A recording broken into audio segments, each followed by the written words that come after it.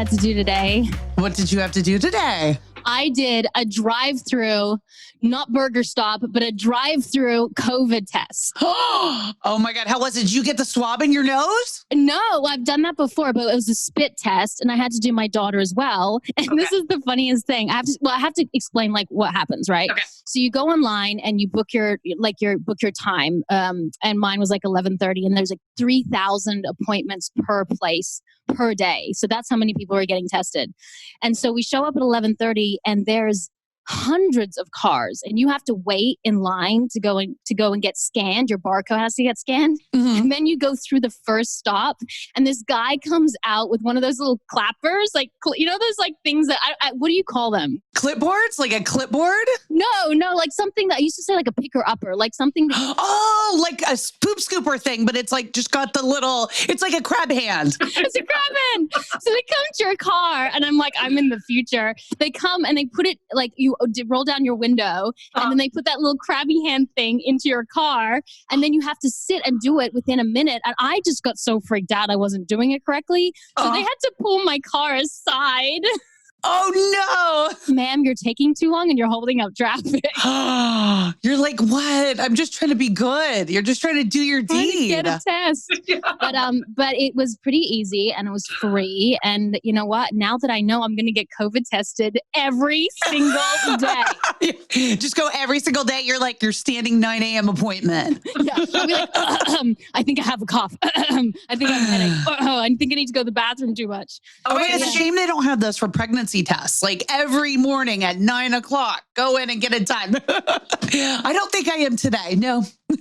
Well, now that we've introduced our day, maybe our guests can introduce how they have been in quarantine and how they've been feeling about all this. So who do we have today, Roxy Saki? Well, I am just so excited because I feel like it's a little bit of a Pretty Little Liars reunion today. Right? We've got Torrey Devitto on, who is just like a lovely, lovely person. We can't wait to talk to you. Yeah, and she's not just an actress, Rox. She's a philanthropist. Yes, she's a she producer. is. She's a musician who plays a badass violin, by the way. And I feel like I'm nothing when I learned about her whole history. Yes. I was like, what have I been doing with my life? But welcome, Torrey. Yes, welcome. Thank you, guys. Thanks for having me. I'm so happy to be here. Oh, yay. How has quarantine been for you? It has been the wildest ride of my life. Oh, my gosh. Truly. Yeah. It's crazy because, there's been so many different waves of it, and I actually, I started a relationship a little bit before quarantine, and then we decided to quarantine together. So we were one of those. Oh my gosh. Yeah. Wow. So that was really fun. And we're still together, which I think really speaks volumes. Because we even said 1 month is like 2 years. Do you know what I mean? Yes. It was a crash course and amazing. So there was that. And then also now I'm in this phase where it's like, I cannot get motivated for the life of me. I know. It's killing me. If somebody would have told me I had this much time, I would have felt like I would have done all these things. And sometimes I just want to sit in front of the TV, or I can't get myself off the couch, or I'm like, I want to write. I want to do something. I should go for a walk. And then I just sit staring at the wall. And then I call my mom. I'm like, why am I doing this? I have to give yourself grace, because we feel so guilty about all the things that we should. It's like that word that we should be doing. And then what happens is we feel so much anxiety when we don't, because we also feel like we've failed. Exactly. But no one knows how to navigate this. We haven't ever been in this situation, not in our lifetime. So, Roxy and I have kids. So it's we almost think that your side might be easier, but then I also think maybe not, because we're so distracted all the time. I mean, what do you think, Brock? I mean, I think, it definitely goes through my head too. I always wonder about the other side, because I'm like, I have friends who are actually single and are not with anyone, and they have quarantined alone, 100% alone. And so that I I think that would be tricky, but I sort of feel like you're in the ideal position, Torrey, because you've got this like new relationship. It's like a new guy, right? You're like, remember those days, right? I think we quarantined ourselves on purpose back in the day.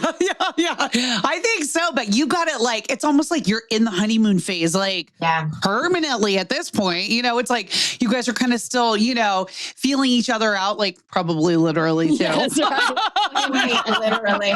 Exactly. So I kind of think it might be like kind of nice to like imagine what quarantine like that could be. Cause I mean, Tamna and I, like she was saying, we've got little young kids and we're homeschooling and it's like something new every time. It is. So like, what has been sort of your quarantine trajectory? Are you guys like, how has this like really worked for your relationship?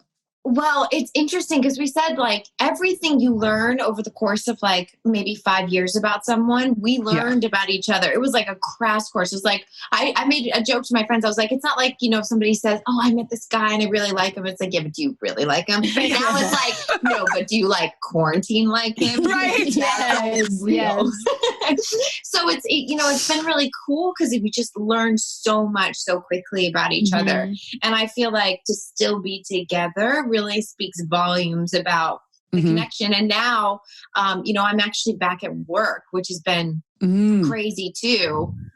Because after a week, we didn't even finish the first episode before getting shut down for 2 weeks.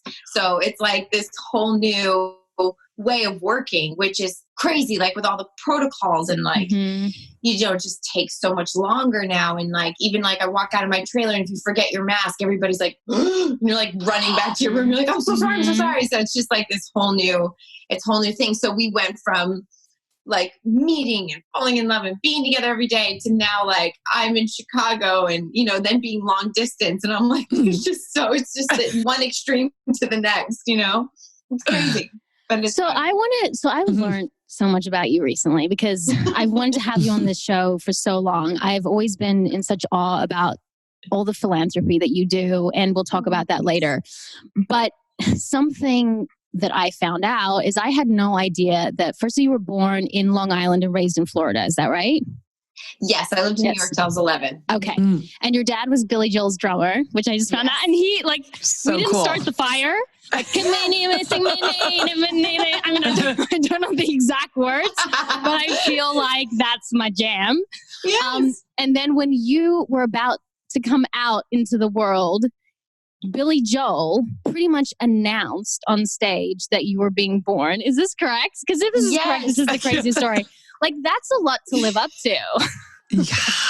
You know what's crazy about that? I had one of my co-stars, Nick Gelfis. He's a musician, and he came into set one day and he was like, it was crazy. I was actually like YouTubing your dad and like watching his work last night. And I saw this one video and in Wembley Stadium in London, they like announced your birth on stage and your dad had like happy birthday Torrey written on the drums because he wasn't able to be there for my birth.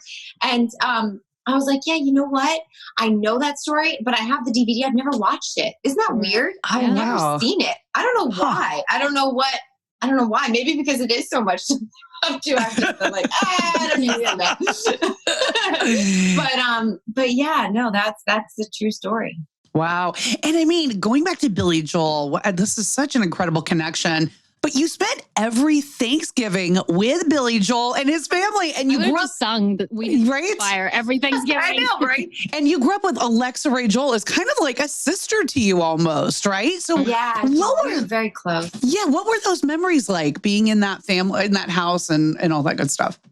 You know, it was a lot of fun because Alexa's mom, Christy Brinkley, she's like one of the most, and my mom too. The two of them are like the most imaginative moms. Like one of them where I know I want kids, but I'm freaking terrified because my mom would like hand make all my costumes and just like, do you know what I mean? And same with Christy. When we go to the house, the costumes that like me and Alexa would play in, and there was like ponies on the property, and we were just, you know what I mean? Like, and I was like thinking to myself, like, can I figure that out for you? No, and you don't. I can't even hand stitch a skirt. I'm like, no. You know?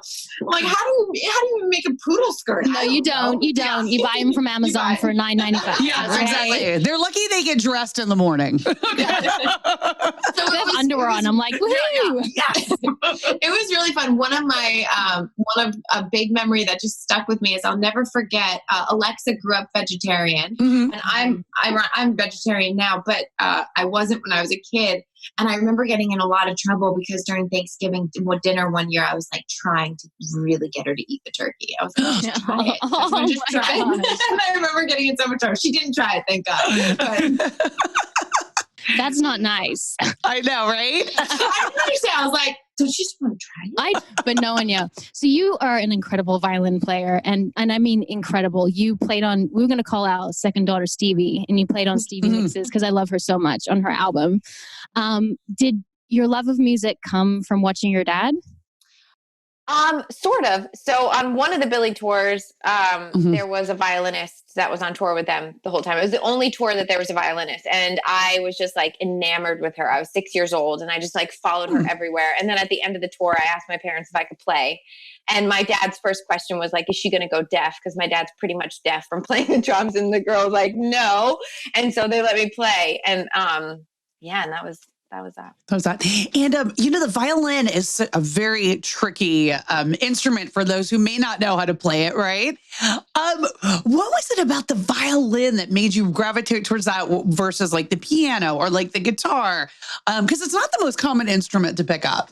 It's not, I don't know. I just think I just loved the sound when I was little. Violin and cello, like even cello over violin sometimes. I love that like deep sound. It's so beautiful. And just watching somebody play it, I was just so attracted to. It's such a gorgeous instrument, but it is frustrating. It's hard. I mean, there were so many times, my mom will talk about all the time the tears through practice. You know what I mean? Just the frustration and the tears, because it's hard. And now it's hard because, it got acting. The best advice my dad ever gave me was to try not to be a jack of all trades, but pick something and try to be great at it. Because my dad like lives, eats, and breathes the drums, and I like dabbling in everything. And I think he saw that when I was like starting acting and like still playing violin and stuff. And he was like, just try to be great at something. And so, but now that the violin's kind of taking the back burner, when I go to play it now, it's like that frustration from a kid comes up because I feel like I'm like maybe on par with myself when I was 16 now. And I'm like, ugh. And when people are like, just play something, pick up and play something. I'm like, you don't understand. It's not that way with a classical violinist. Yeah. I've worked on a piece. Yeah. I say that about literally everything I do. I haven't cooked in 2 months, okay? I don't know how to do that. I haven't made a bed in 3 months, okay? I'm not very good at it. I don't know what to do. I know. Some people do that, though, every day. They get up, they make the bed, they cook the breakfast. Who are these people, Roxy? People that are not us. You fell in love with act. So you started you were 15 years old when you started to fall in love with acting, which is around the same time that I think I got my first job.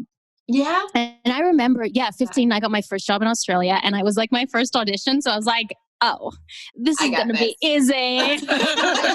So many years of therapy and so much money I've spent on going, wait a second, my work gives me my self-worth. And then when I don't work, like, what do I have left? So when you're so ingrained to think that, success only means through your work, then it's hard when you grow up and realize that it's not always like that, especially in our creative fields. But no, 15 years old was when I started.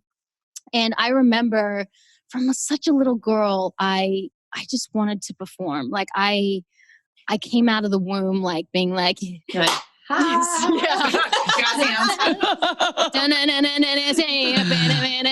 by the way, guys, that's Billy Joel. If you don't know exactly what I'm singing, you can pick it up. Yeah.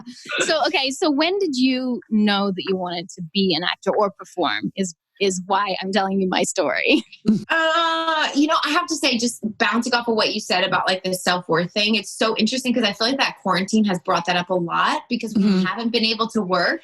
And especially too, in like meeting someone and starting a relationship. And it's not like, oh, I'm busy, I have to go to this event, or I'm busy, I'm like filming here. It's like, no, this is just me. There's no glitter, makeup, nothing to hide behind. And then it almost becomes that question, it's like, oh my God, like, am I offering enough? Am I enough just to show up? Like it is a total mind trip. That's been a really cool learning experience. But so when I played violin, I was playing out and playing professionally. So I liked performing in that way. I think I always knew I wanted to act. I just didn't know it because when I was 7 and I saw Les Mis, I wanted to be Eponine more than anything on this planet. And I would like do all the scenes and like die and make my dad be Marius. And I was like, blah, just loving it. But I can't sing for anything. So it was like when she'd go high, I actually have a video where my veins are sticking out of my neck and I like hit the note and I go, because I just like could not do it. But so I think I just like loved performing my whole life, and my sisters were always a big audience for me. And then when I was 15, I got put into modeling and I didn't love it. And the photographer was telling my mom, like, you know, she's really shy in front of the camera. You should put her in an acting class. And so then when I did that, I was like, oh, this is what I want to do. This is what I like. So that kind of really took over at that point. So like when you were 15, so you kind of started acting when you were a teenager. Do you remember what your first acting gig was that you got your SAG card? Yes. Okay. So it was kind of a combination because you have to do a certain amount of like, or at least it was back then, you have to do a certain amount of hours or something or a certain amount of jobs. So I got a Busch Gardens commercial, a Sonic Burger commercial, and then there was this show because the WB used to, before it was the CW, dating ourselves, when it was the WB, they had this show that filmed in Jacksonville called Safe Harbor. I don't think it stayed on for more than a season. I had one line, and I remember I was like, walking down the school and the lead kid like drops his glasses and he's kind of supposed to be nerdy and I step on them on accident and then it like panned up my leg and I said, oh, sorry, buddy. And then I just kept walking. I was like, I made like, I'm a star. That's a chance. Forever and ever. I remember saying goodbye to my best friend after high school when I was getting like packed up my Explorer Sport to drive to California. And I was like, don't worry, I'm going to go out. I'll set up my car. I'll be back in a year. It's going to take me a year. And then I got there and it was like You're like, I won't forget the little people. Yeah. I remember when I got my husband was my husband's film was the first film I got in the States. It was like this little horror indie film. And I remember when they called and it was Gersh called and they were like, you got the job. I remember laying on my bed going, Tammin Vincent Valentine, you finally made it. And I was like, this is going to be my starring role. And I remember I'd be on set and I would say that I'm a more advanced actor now, but like back then I would like starve myself all day because I'd really want to feel the pain of being like slotted. And I'd drink caffeine. I drink like I don't drink caffeine anymore because my anxiety can't take it. But I would drink like 4 shots of espresso because I wanted to shake. And then I'd be like, oh, don't kill me, weird Martian. I thought that role was it. And I met my husband, so at least something good came out of it. But I was like, that's it. Hilarious. Method acting. Method acting. I love that. When you're young like that, you're like, I'll do anything. Don't pay me. Just I'll kill myself for this. I love it. I'm like sobbing all day. I'm ripping my guts out. And now I'm like, well, okay, so what is the contract? Like, how many hours is this job? How much of the side of my boob do I have to show? Tell me like, exactly. Which one is it going to show? Because my right's always been better than my left. The right's the star. My right's always been the star, by the way. And both my kids think so, too. Hilarious. I love it.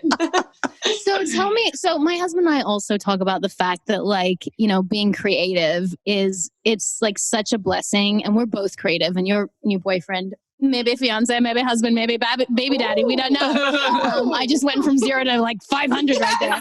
We're like, we're just quarantining together. We're like, we just don't want to kill each other in quarantine. We'll have babies.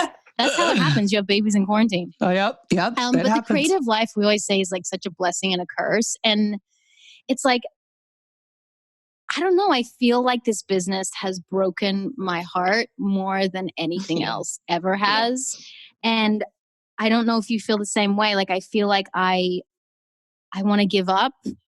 And then just as I'm about to give up, you get either a job or the opportunity to get a job, or you get the feedback from someone you admire that says that you're incredible. And then it almost just strings you enough along to keep going. And maybe that's the universe or God or whatever pushing you in the right direction. Yeah. But how do you feel about being in this creative field? It's so hard. I always laugh when, my dad will call me and be like, oh, so-and-so's daughter's getting into acting. Would you mind talking to her and giving her some tip? I'm like, why does everyone think that somebody who's actually made a living as an actor has like some magic code? Yeah. If you jump through this hula hoop and turn around twice, you'll be able, it's like, no, I don't know what to tell you. You got to submit, you got to audition, and you have to be the one that sacrifices best friends' weddings, best friends' birthday parties, family dinners, family holidays. You know what I mean? Like, and there's a difference between the people that are willing to give that up and the ones that, aren't, you know what I mean? And there's neither is good or bad. It's just, if you want to have a career in this. And so I feel like in that way too, it's broken me more than anything, because I've always had to, miss out on things or, but it's hard. It's really hard. I always felt like every audition I do, the only ones I booked are the ones that I would call my mom crying and be like, I'm never acting Pretty Little Liars. Then, yes, that was it you for got me. the job. Yes. Yeah. It's like, why? And then I leave, whenever I leave being like, oh my God, I killed it. I like call for feedback and they're like, no. I'm like, we just didn't see it today. Right. Yeah. I would love to understand what that is. Why, when I think I crush it, everybody else is like, oh. It's like, what is that?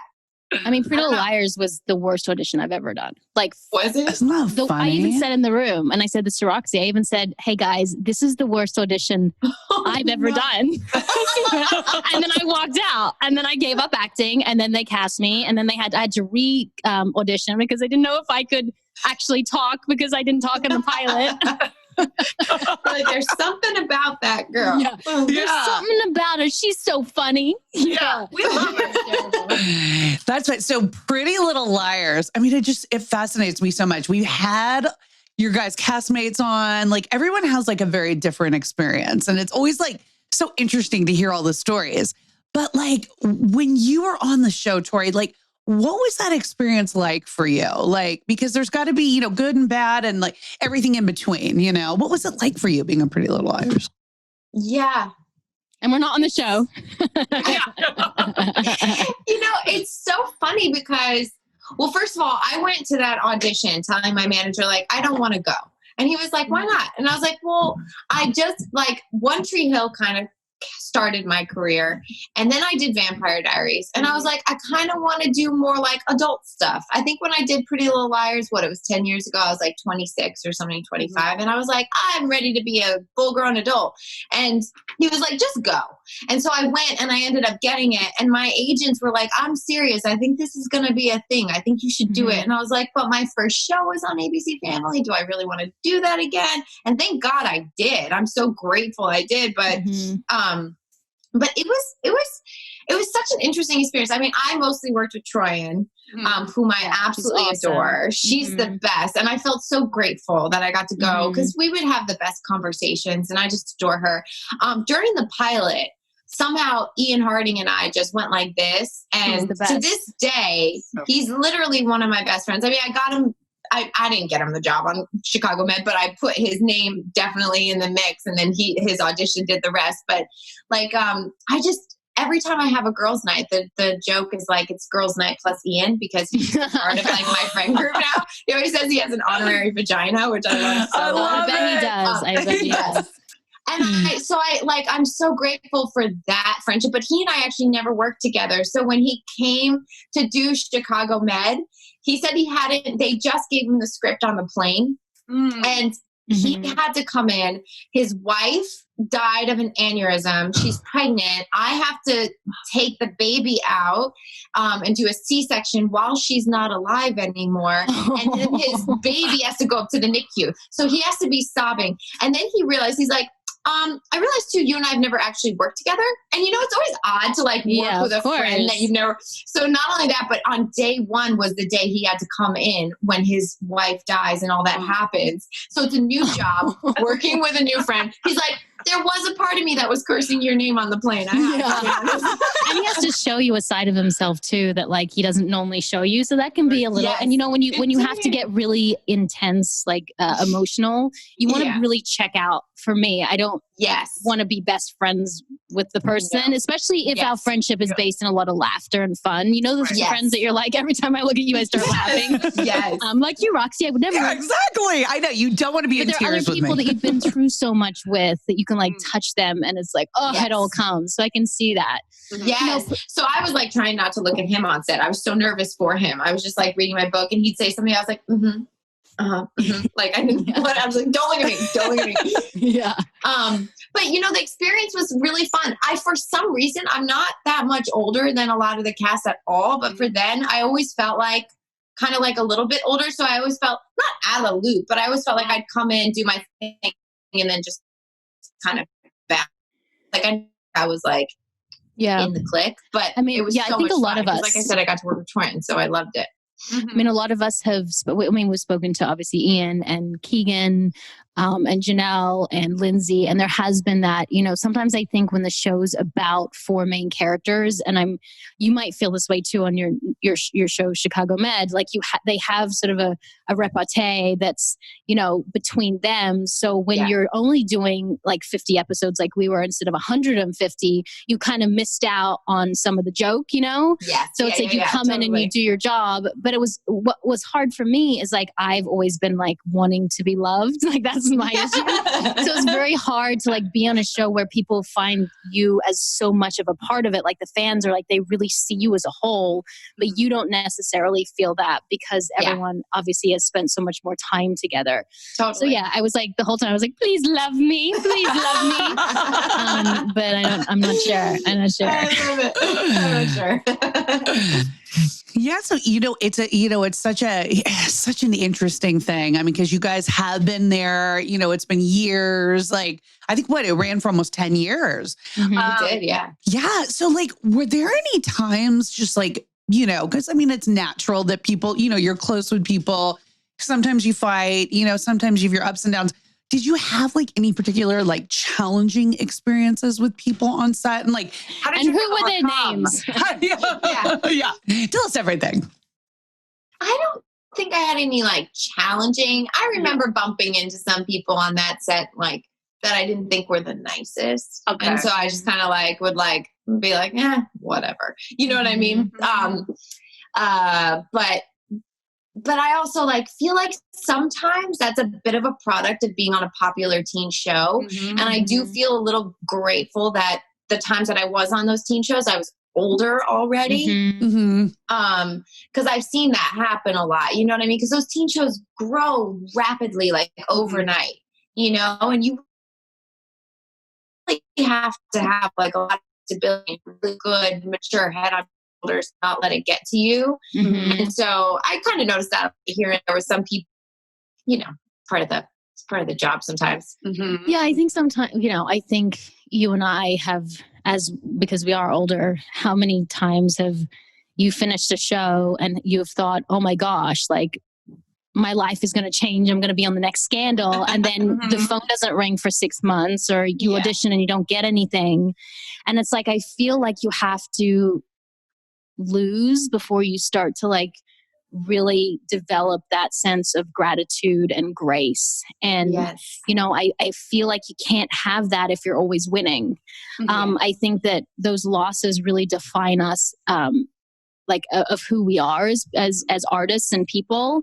And you grow from that. You grow from the painful stuff. You grow from the dark stuff. You grow from this, like things like this pandemic when we don't have the answers and you lose your control. And so that's what I think what happens is when you're on a show that's so successful so fast and it's your first one, you haven't really had that fall yet. Yeah. And that fall builds so much character. Do you know what I mean? It makes like, it just toughens you up and it just adds another layer to you that I think is really important. Yeah. So when the show ended, what was it like for you? Like immediately after, was it like you got another show? I know. She's like, I was working the whole time. Well, it's funny because I was actually already on Chicago Med, and I remember they called to see if I could do the finale, and I was like, oh shoot, I'm already in Chicago Med, like, but I went to my producer and I was like, it's only one day. I'd actually really love to finish this out. And he was like, hey, that show is a lot of the reason, why your career is what it is. Of course, we'll schedule around it. And there was like no question asked. They just let me go in the middle of a episode and then come back. So that was really special. I was glad I got to finish that out. Yeah. You always say, I always feel like in times of crisis, you find the helpers. And I really want to talk about your philanthropy and how you are a big advocate for mental health. And I feel like you've always been one of those people. You've always been one of those people to stick your hand up and say, I'm going to help. And I don't know if it's, and Roxy, you can answer this too. I don't know if it's because when you have kids, it's like you want that so much, but you're so fucking exhausted and you're so time poor as well. Like there's just not enough hours in the day to give back as much as you want. I know that I kick myself because I want to do more, but who instilled that in you? And Oh God, I don't know. It's funny that you say that and hearing that perspective, because I think, I'm definitely at a point in my life where, kids are kind of that next step for me. And I've even thought to myself, like the same thing you're saying, like, once this Chicago Med is done, they don't really do TV like this anymore. And, who knows when my next job will be after that, because the industry's changed so much. And I'm like, but I think I'd want to take some time to just be a mom for a little bit. And then it's like kind of scary too, because you're like, okay, but then do you just forego all that? Like, I think, J.K. Rowling wrote all the Harry Potters when she was a mom. So like, what does that look like? So I don't know how you guys do that. That's amazing. Cause I feel like without it, just with having like 3 dogs and a boyfriend, I get like highly distracted. I'm like, like I was supposed to do a million things and I didn't somehow, you know what I mean? I'm like, cooking for myself is so hard. But no, it's I think I get like a lot of my work ethic comes from both of my parents, but my dad, like he always, my dad just wrote a book, which is actually really phenomenal. And it just came kind of out of nowhere. He's never written anything. And, he's always had his like goals set on what he wanted to do. And I think that like, for me with the philanthropy stuff, when I was like 25, when I was on One Tree Hill, actually, so I was like 24, I remember being like, I love this business and I love acting. But no, I love acting, but I don't know if I love the business. And it was like, that show had a bit of that too, where it was like everybody was a little catty. It felt a little dark. And I was like, ooh, like I was going home at night, like at the hotel, like feeling like very anxious. And I was like, ooh, I don't know if this is for me. And so I was like, well, I should like devote my time somewhere else. So that's when I found hospice and started like volunteering with hospice, and then like took that, to where it is today. But I think that it taught me 2 things. Like one, you definitely have to have a distraction outside of this business, because if this is the only thing in your eye, you're just going to like sink. You know what I mean? Because we're also having to be so self-focused, in this business. So it takes us out of our heads, thank God, and onto something else or onto someone else. And then like my goal for my career changed, because it became like, I want to keep building a platform and building this career so that I can bring awareness to the things that I'm really passionate about. So that kind of stepped up my game of like wanting to continue in this business. That's where I said, so those were the 2 kind of like driving forces that kind of kept me going. So with everything going on in the world, because I feel like, we turn on the TV and there's a new news story every day. There's, things that are just inexplicable about what's happening now. And, does that motivate you, or does it more kind of to do the change and to be the change, or does it kind of paralyze you and make you feel a little helpless and not really know what to do? It's so funny because for me, like when it comes to the work I want to do, obviously like I want to have it for whatever it is that I'm doing, like reach as many people as possible. But for me, it's always been more about like the one-on-one connections. So like with this organization, Safe Bay, that I work with and I'm on the board of directors of, they teach like sexual, like assault awareness and like consent to kids, and getting to go to high schools and just talking to 10 kids at a time personally and telling them my experiences and allowing them to open up. That to me is like, if I could just get to one person, that's fine. So I don't really have like a global mindset. For me, it's more like just day by day. If I talk to one person and I show them a really cool vegan alternative leather jacket and it gets them to buy that the next time, then like that feels like a win to me. Like I don't really, for me, it's not so much global. The news is so massively overwhelming. I really don't watch it anymore. I stay aware because there's like a certain group of girlfriends that I have that are so smart, like so much smarter than me. And I keep them on group text because they always are talking about what's going on in the world, and they are my source of news. Like I trust them implicitly, and I'm like, great, you guys do work for me. But I feel like that's another thing that's been interesting in the quarantine too, because it's like whenever I'm having a down day and I'm like feeling like woe is me, it's so easy to go into that. Well, I have a job to go back to, you know, I'm healthy, my family's healthy, like people are literally dying, people are suffering, people are losing their jobs, like, you know, going insane. And then you immediately feel guilty that you're having an emotion about your own life, which doesn't make sense because you have to let yourself have It's all emotion. valid. It's all valid, but it's hard not to be like, I can't believe I'm crying over, because I didn't write today. I'm like so sad. You know what I mean? And it's like people are suffering. But I always think worse. that everyone's pain is valid, and you can't say to someone like, I have one, you know, I only have one broken leg and you have two, so your pain is worse than mine. Because everyone has to live the life that they were given, and everyone suffers in certain, like, yes, there are so many people that have worse off than other people, but maybe they handle it better. And maybe those people who don't have as much on their plate can't get through their day. So it's like, we have to be really careful too. I think that the biggest issue, and because one of my mentors and leaders is like Brene Brown, and she talks a lot about shame and like this shame spiral and this shame cycle that we're all in consistently and constantly. And it's about shaming other people sometimes because like we feel bad about ourselves, but then it's also shaming other people is really about shaming ourselves and how we really feel deep down. So it's like, you know, my husband and I sometimes fight and I cry about it. And instead of saying, you know, you're such a weak little child, which like, you know, could probably be in my head. I'm like, you know what? I feel frustrated. I feel overwhelmed. Like he's annoying the shit out of me. I love him. I'm sure I'm annoying him, and it's okay to cry. As long as I don't blame and put my stuff onto him, you know? Absolutely. But you've been working with like hospice. What's the foundation you work for since 2011? Yeah, so I do hospice volunteering with the hospice that used to be in California. Now I work with the hospice in Chicago because that's where I am more. But the mothership of hospice is called the NHPCO, the National Hospice and Palliative Care Organization. And they kind of oversee most hospice in the US. And I do like stuff with them, like spokesperson stuff with them. They never, I like, somebody brought it to my attention. They're like, have you ever reached out to them? Because I'm sure they've never had a spokesperson. When I got in touch with them, they were like, no, we've never had a That's amazing.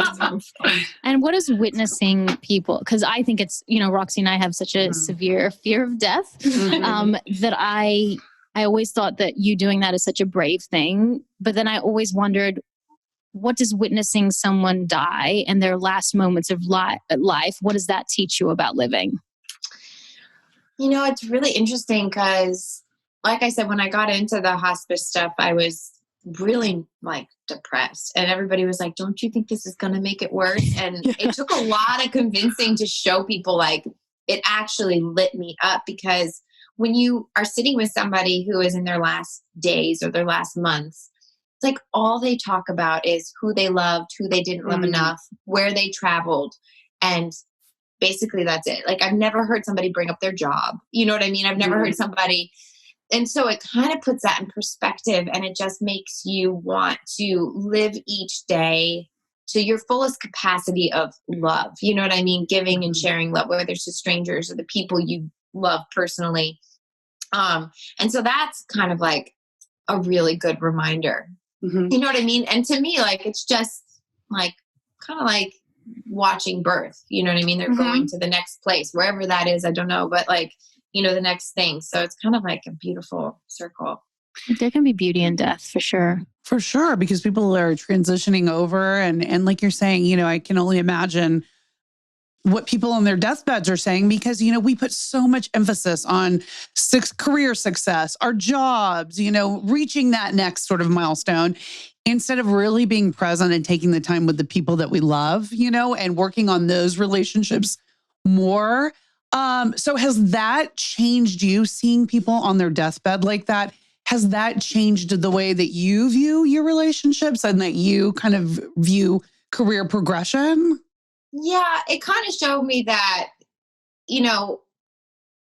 if there's an argument going on, like, some people on like the Italian side of my family are really good at cutting people out. And it's kind of taught me that, like, especially with family, nothing should ever get too big to where you don't talk to somebody again. Do you know what I mean? And it's kind of put that in perspective for me. And it's also made me pickier and choosier about like who I really want to invest time in. And you know what I mean? Like, I used to stay in friendships really, that were really kind of dark and like, would give me so much anxiety. And then you just realize, like, you can send that person love in a different way. You don't have to show up and be with them every day if they're like draining you like that. So kind of put in perspective, like, you really want to make sure you're like giving your time in the best way, and, just really valuing your family and friends and the ones that you love, daily, truly. Jay Shetty, who's also someone I love, he said, and this is, I just think we focus so much on things and trying to impress people, and so he said this amazing quote. He said, "I'm not who I am. I'm not who you think I am. I'm who I think you think I am." And that just was like, holy crap. It's not about me. It's not about you. It's what I think you think. And so we buy all these things, we spend all this money, we waste all this time to impress people that we think are thinking a certain thing about us. They probably don't even have time to even, for us to even cross their minds, Totally. And so I think being around that and watching death, I don't know why, I think my anxiety, has come from, I think I've always had anxiety about perfectionism, but my anxiety really is about not being able to control things. And we live in a world and our lives where we just can't control anything. Not really. We think we can to a certain extent, but death to me is the ultimate let go of control. So I think that is where my anxiety stems from, is from that. And I know you've talked about mental health and anxiety in your life. Do you know where yours comes from? I don't. I think there was some, I had an amazing childhood, but there were, certain aspects of it where, my dad, being the, rock star that he was, there were certain aspects of it that I think I felt like I didn't have control over. I think it's funny you say control, because I feel like that's where a lot of my like anxiety or OCD stuff comes in, is like that lack of control. Maybe I felt a little bit as a kid, and my parents did the most phenomenal job ever as parents. And they did the best that they could, as well as every parent does. But I think there was a little bit of that feeling a little out of control at certain points. Like I had no control over certain things. And I think that's where it kind of started. And then I think it just grew. And I only know that after 10 years of therapy, though. Of course. That's a lot of money we've spent on therapy, by the way. You and I could probably have bought a house together. Right? Seriously. A vacation home in Bali. Exactly. Right? I was like, mental health or this vacation home. I'm sure this vacation home would have made me feel a lot better. Yeah. But it is so important that you did get therapy and that you sought out help. But was it hard for you to realize that you needed help and then to take that step and find help? I think it's like the Gemini in me. I've always loved like learning new things and like, ooh, what does this mean? Like, let's investigate it. I want to like learn. Like, I'll crack myself open. What do you want to know? You know what I mean? So I think that I was a little more, but I have a lot of friends where it's like that first step into therapy. It's like, I don't know. You know what I mean? So I think it depends per person. But my therapist actually does EMDR therapy, which is so cool because it really helps you like go back, like way back. Yeah. And I love therapy. Yeah. Can you give us their number? I need some help. I know, right? I'll text you guys after. Yeah, for sure. So EMDR, just so people, if they don't know what that is, what type of therapy is that? Mhm. So it is, let me look it up because I always mess up the acronyms. It's eye movement, rapid desensitization. Oh my gosh, that's Oh, amazing. Or something? yeah. Something like that. Okay. I don't know. So anyways, but what it basically does is when I first started with her, it was like a light and you follow your eyes with the light. It's becoming more popular now. A lot of therapists are actually getting certified in it.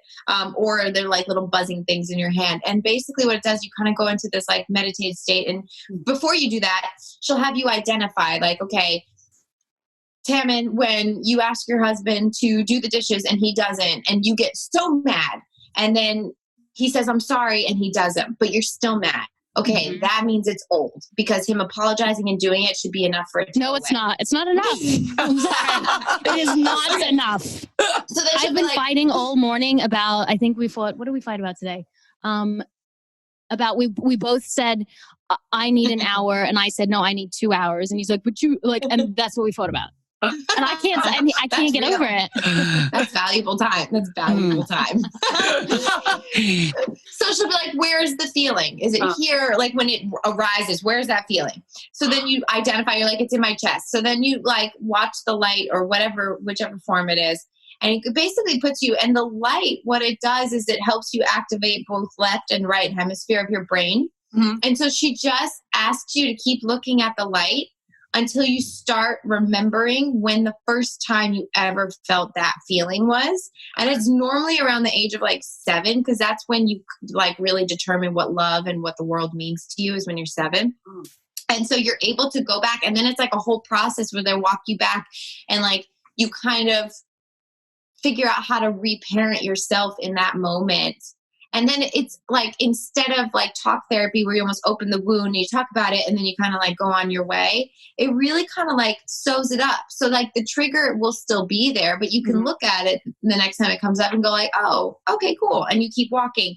So they made it, they first created that form of therapy for soldiers who used to come back with PTSD. So it's for PTSD, which I was like, well, I don't have PTSD. She's like, well, you do. And I was like, but I've never seen a dead body like on the ground. She's like, no, people could have PTSD from their parents getting divorced. You know what I mean? It comes in all levels. So it's really interesting. You know, I realized that, you know, I have bad PTSD from a health scare. And what's so crazy about it is when that health scare happened, I looked down at my fingers and I started to go blind. It was like a mimic to stroke or whatever. This is a long time ago. Wow. And so now I can like, if I look at my fingers the wrong way, I'm back there again. It's almost like I can make myself like lose my vision. It's crazy. Wow. And like all those symptoms start to come back because like there's such a trauma that hasn't been healed. And I can still smell the same smell. I can still hear the sound when it happened. And it's like, until you fix that, you consistently be having those symptoms and experiences until you really look at it, like you said, in a third party way and go, okay, I'm going to put this over here and heal myself. Yeah, totally. So where are you on your like mental health journey today? Because you know, it's different every day. It's different every day. Like, you know, I really thought I had a lot of things handled. I do struggle with like some OCD stuff that I need to bump into. And it's so funny because I feel like, you know, my friends will be like, I have OCD too. I love cleaning my house. And I'm like, well, that's not OCD, but that's okay. OCD is like obsessive thoughts about like one specific thing. So, or it comes in different things, but for me, that's what it is. I have like a weird thing with like corners and like I can't, like weird thing with bathtubs. It's so weird. Anyway, it's not, I don't mean weird, but for me, it's like, it's hard to describe. Anyway, so there's things like that I still, you know, have a hard time with, that send me like shivers down my spine. Sometimes I'll be like standing somewhere and I'll get this like jolt and my boyfriend will be like, what was that? And I'm like, I just envisioned my hand touching that crack and it sent a shot down my back. He's like, what? He's like, you should go talk to somebody. Yeah, you're like, I am. It's been 10 years.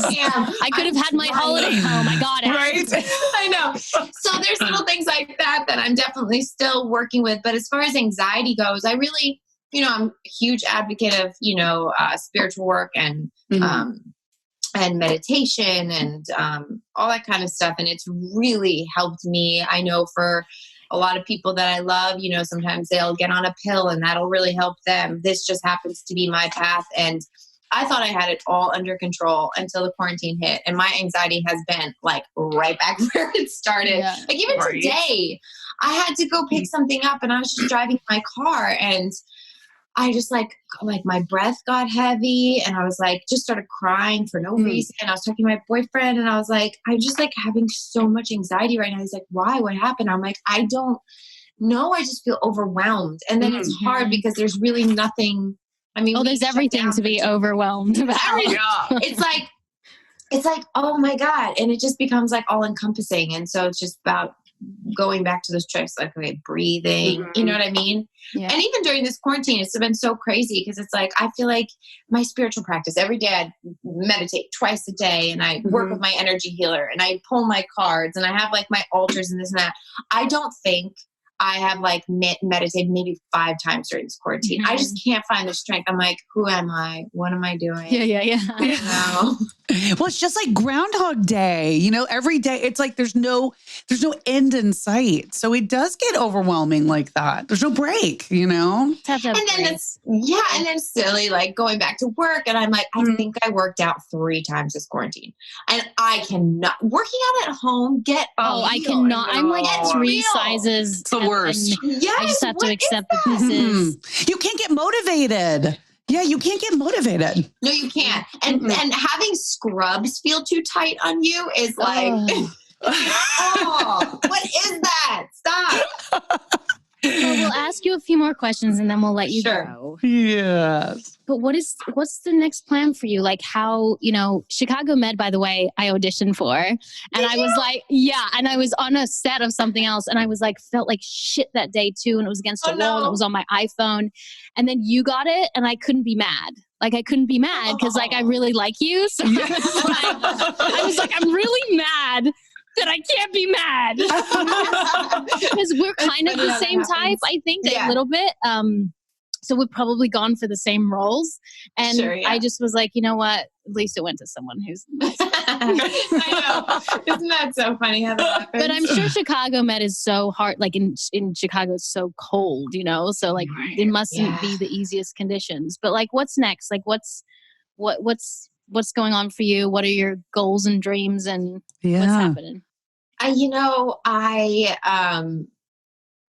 My experience on this show has really changed so much because I felt like, I got to do more. I got to do this. And then I think with the world kind of flipping upside down, I've so appreciated the stability of this job that it's kind of changed my mind where I'm like, I'll stay as long as they ask me to stay now. You know what I mean? And I love the show. It's one of the best shows I've ever worked on. I love the cast. I really love Chicago. So next for me, I have like gotten into producing some stuff, which I love. For me, I've realized my happiness really stems from just being like able to creatively express myself, even if it's not for anybody else. Like I've been into this writing class and I've noticed that, I kind of like want to focus right now on, potentially growing my own family and stuff like that, when you're acting and, certain relationships don't work and stuff, it's easy for that time to slip by, you know what I mean? And I'm in a place right now where that's kind of standing in the forefront and the career is kind of like a little bit in the back. So I don't know what that looks like for me, you know what I mean? But I'm never going to step away completely. Obviously I love working so much, but so it's kind of like just a day by day thing for me, So it kind of sounds like kids might be sooner rather than later. Could be coming.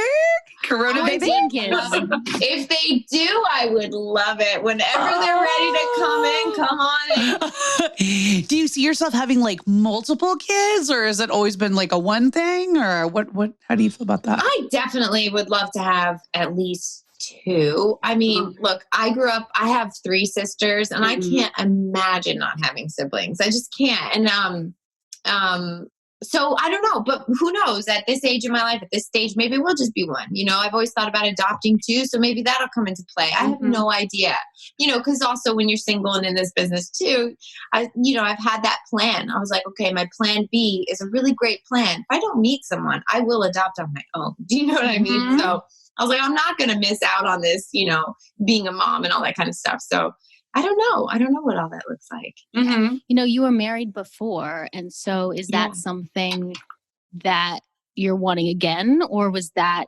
not a good experience? You're like, I'm done. We don't need to do that again. Yeah. Having a wedding, I think you might be done. Yeah, might be over. No, but I would love to. I would love to have a family and be married and all that stuff. It's so funny. I always joke, like, I didn't get divorced because I didn't like being married. My ex and I are actually really good friends now, but I just married the wrong person for that lifetime. Do you know what I mean? So I would love to be married and, build all that, but we'll see. So is because a lot of people say after they come out of divorce and everything, they say, it could have been the right person if it was a different time, at a different point in their life. But for you, do you feel like it was just the wrong person, wrong time all around, or it's so interesting because if I say this, it's going to sound like, because there's I think everything happened the way it was supposed to happen. But do I think if we were older, things would have been different? Sure. I met him when I was 22. We were engaged by the time I was like 22 and a half. You know what I mean? Like everything was just, and I was crazy and he was crazy. It was just like these wild, young kids flapping around, pretending like we knew what we were doing. So it was never gonna, work. But although I met my husband at 22. Can you believe it? Did you? Oh my God. 22. That's when we have fights, I'm like, you took my childhood. I can't go anywhere now because I'm like in my mid-30s.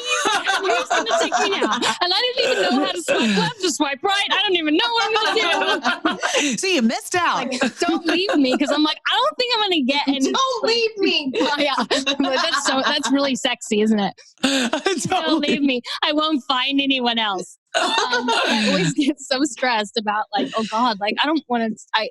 You always seem to find the sexiest, hottest, greatest people. I don't think I'd have the same luck.